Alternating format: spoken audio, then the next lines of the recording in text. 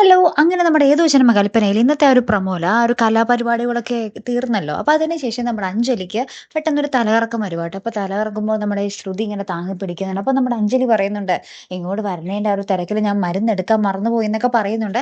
ശേഷം നമ്മുടെ ശ്രുതി പറയുന്നതാണ്, "അത് സാരമില്ല അഞ്ജലി ചേച്ചി, ഞാൻ പോയി മരുന്ന് മേടിച്ചുകൊണ്ട് വരാമെന്നും" പറഞ്ഞ് നമ്മുടെ ശ്രുതി പോകാൻ പോകുമ്പോൾ നമ്മുടെ അഞ്ജലി പറയും, "നിക്ക് ശ്രുതി, ശ്യാമേട്ടനും കൂടെ വരും" എന്ന് പറയും. ശ്യാം പിന്നെ ഇത് കേട്ട പാടെ തന്നെ നമ്മുടെ ശ്രുതിയുടെ കയ്യും പിടിച്ച് വലിച്ചുകൊണ്ട് പോകുന്നുണ്ട് ട്ടോ. അപ്പുറത്താണെങ്കിലും നമ്മുടെ മനോരമയുടെ കലിപ്പങ്ങട് തീർന്നിട്ടില്ല. അത് നമ്മുടെ പ്രീതിയുടെ നേർക്കിങ്ങനെ പറഞ്ഞുകൊണ്ടേയിരിക്കുവാ. "ദേ വീട്ടിലോട്ട് വാടി, നിന്നെ ശരിയാക്കി തരാന്നൊക്കെ" പറഞ്ഞ് ഇങ്ങനെ പറഞ്ഞുകൊണ്ടേയിരിക്കുവാ. അതിന്റെ പിന്നാലെ നമുക്ക് കാണുവാൻ സാധിക്കുന്നത് നമ്മുടെ ശ്രുതി ഇങ്ങനെ മരുന്നൊക്കെ മേടിച്ച് പോരുമ്പോൾ നമ്മുടെ ശ്യാം പുറകെ തന്നെ ഉണ്ട് ട്ടോ. അപ്പൊ ശ്യാം നമ്മുടെ ശ്രുതിയുടെ കയ്യിൽ കേറി പിടിക്കുന്നുണ്ട്.